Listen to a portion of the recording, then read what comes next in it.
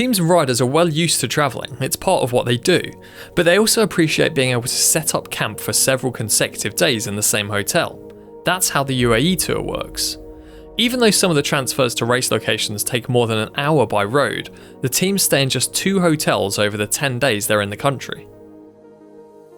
For riders burning thousands of calories on a race day, food matters. Buffets are a staple part of life on the road, and it would be fair to say that standards vary across the many races teams participate in. But here, the choice is wide, varied, and plentiful. Nutrition during the race is vital as well, and every team has the daily task of making up hundreds of bottles containing different liquids. They need to drink a lot, 10, 12 bidons a day, well, during the race. And now we're making the iso mix. We also make water. We also make mixes without salt, because some riders don't, take on the salt too good. We always count like 100 and 120 bidons a day. So it's like 6 days racing here. So we brought 700 bidons. So they're biodegradable. So if you toss them into nature, they, I don't know how you say it, evaporate. But most of the riders toss them to the soigneurs who are on the side of the road, spectators, because that's like a nice souvenir for spectators to have an empty bidon, or they bring them back to the car. The mentality of the riders is that they used to toss them into nature, but now the mentality has changed, and they're more aware that they can't toss them just into nature. Stage 4 promised a sprint showdown at Dubai Harbour. Riders faced a flat stage with little wind, meaning their sprint trains would be fresh in the final kilometres of the stage. It's just going to be so messy, and I think with the headwind finish, it's a lottery. Even with I had the best lead out here, it's still going to be hard to hold the wheels. So many guys want our wheels, but you end up might get pushed off. And if you misjudge it and go too early, there's always going to be a strong enough sprinter that'll come around you the last 50 meters. So it's a very tricky one to get right today. Up until this point, Malia and the Soudal Quick-Step team had proven dominant, but there was a host of the world's top sprinters snapping at their heels. We go Gumpy, Ryan, Shane, Danny, Sam.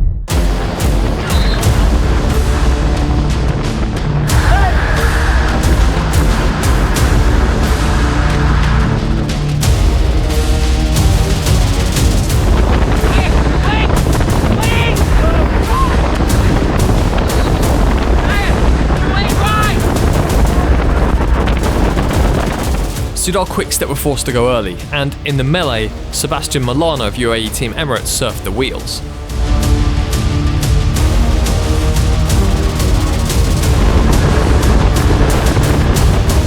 Launching his sprint at the last possible moment, he surged through to take his first win since the final stage of La Vuelta 2022.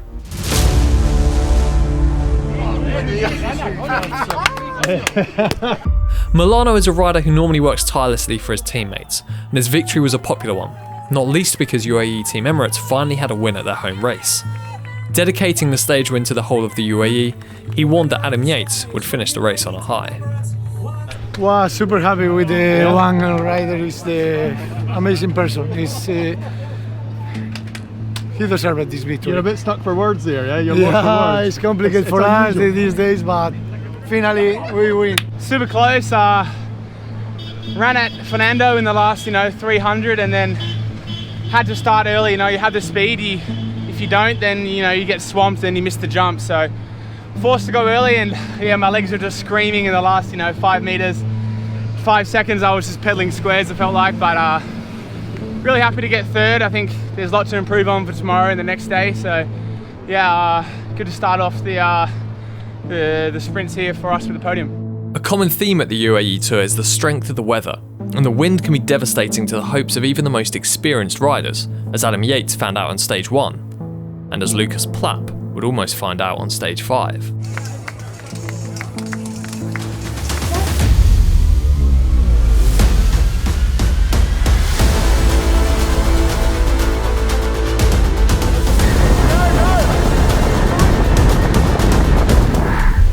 boys, peloton is split.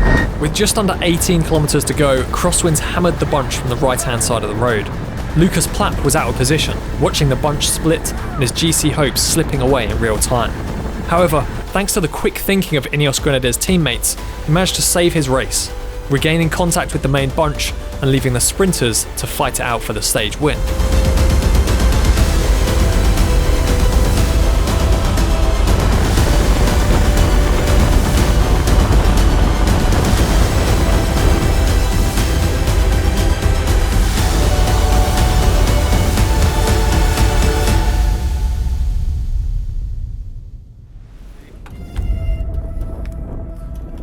In the hectic finale, Dylan Groenewegen came out on top after a battle for position and a powerful sprint for the line.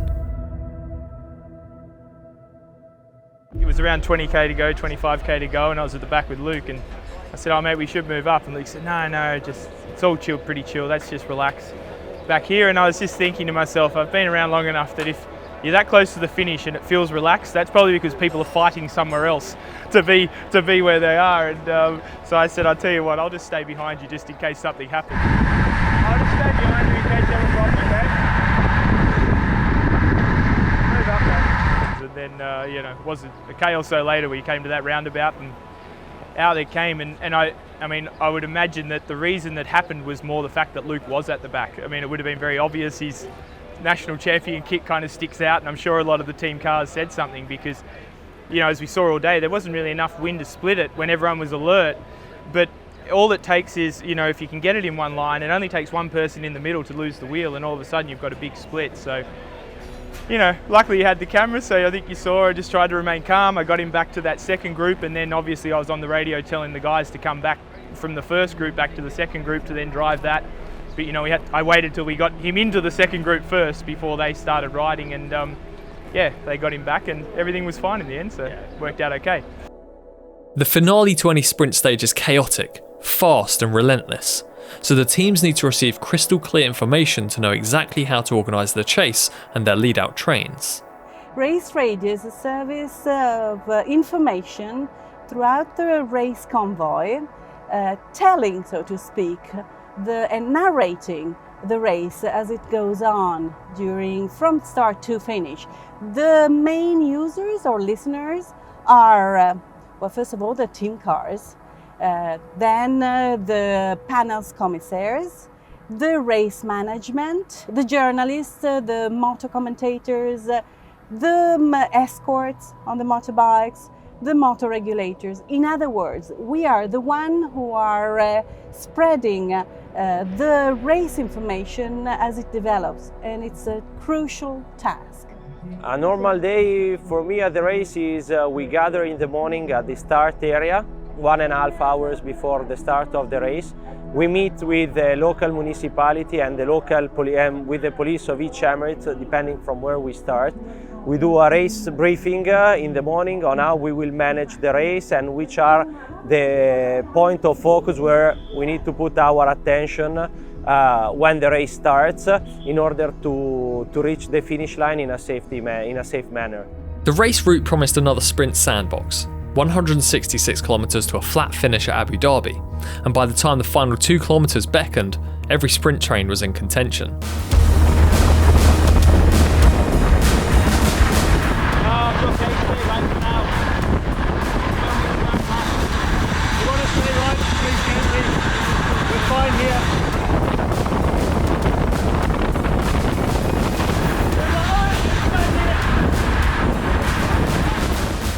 Sam Bennett was holding his own against pressure from Team DSM, while Danny Van Poppel guided him to the front.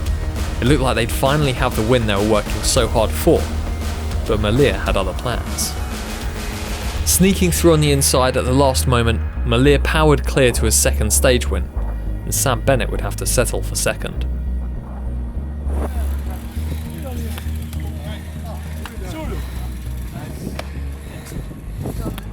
We did the recon of this race. We already had a finish many times here, so we know we really have to come from behind, especially with this headwind. And I think the boys were all day in front. They were careful with the wind, especially with Remco also, so we could save some energy there.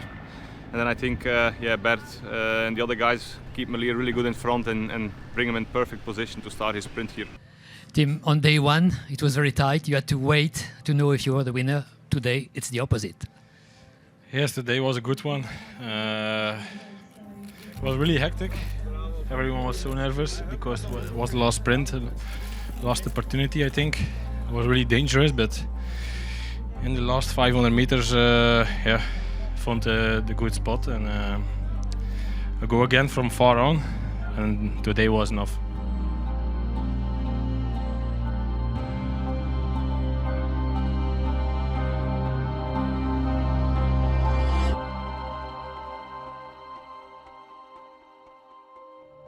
Only 13 seconds separated the podium as the final climb of the race loomed large on stage 7. The climb of Jabal Hafit is a decisive 10-kilometre ramp, winding through wide hairpin bends and reaching gradients of 11% before flattening off for the final drag to the line. It's a climb that you cannot overpace yourself, or that you should not attack too much because you can completely blow up. So it's going to be a high rhythm from bottom to the top, and I think with the condition and the feeling that I have right now, it should suit me very well. Evenepoel had been unable to shake his rivals on the previous mountain stage, while Lucas Plapp was only 9 seconds in arrears. For a young rider in his first major leadership role, the pressure was on him to perform. Well, first of all, he just have to follow the best guys on the climb and then make the best possible result. We just have to see how the race goes really, and if there's a moment to try something. However, it was Adam Yates, back in 10th place, who was on a mission to turn around his fortunes. Yates beat Tadej Pogačar by a minute on Jabal Hafit when he won the UAE Tour in 2020. But would Yates be able to take a minute from Remco Evenepoel in the same way he had beat Pogačar 3 years previously?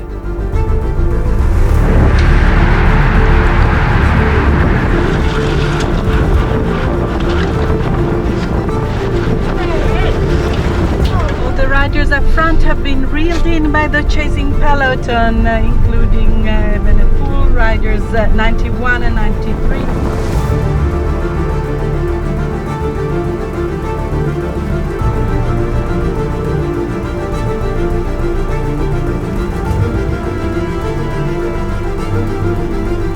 Take the middle, take the middle. Ale, hey, calm down, and you just sit in this wheel. 4 kilometers remaining, the leading duo, Evenepoel and Adam Yates, leading by 15 seconds. That's UAE, yeah, they want to win the stage.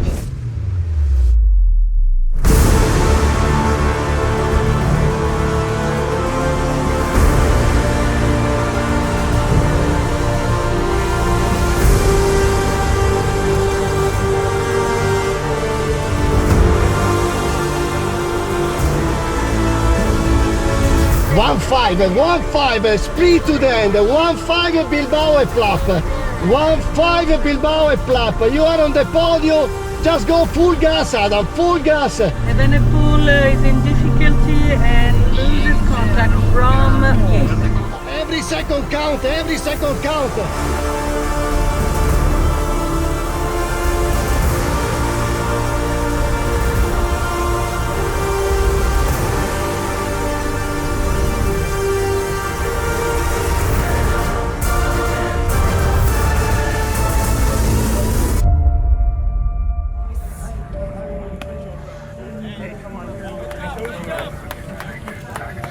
Per 3 secondi.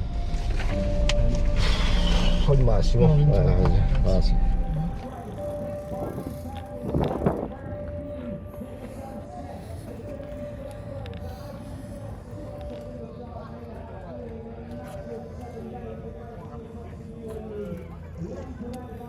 The winner of the UAE Tour 2023 is number 1, Remco Evenepoel from Soudal Quick Step. Time 23 hours 25, 26 seconds. In second, number 969, the Plapp from Nigeria, 59 seconds down.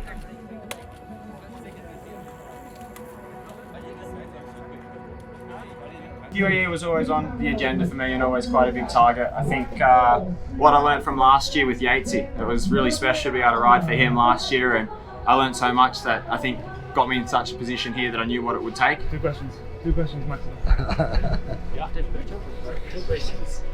Yes. Very For the win. Yes, Adam, what power did you push? Too much. First question. We didn't have anything to lose really.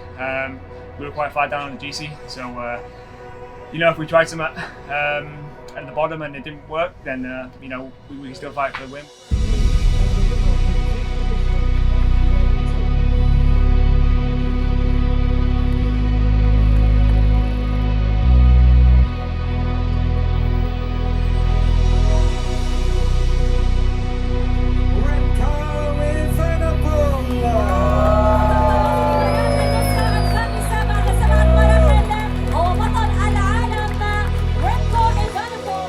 By the time Adam Yates soloed across the line, he had taken 14 seconds on a battling Evenepoel.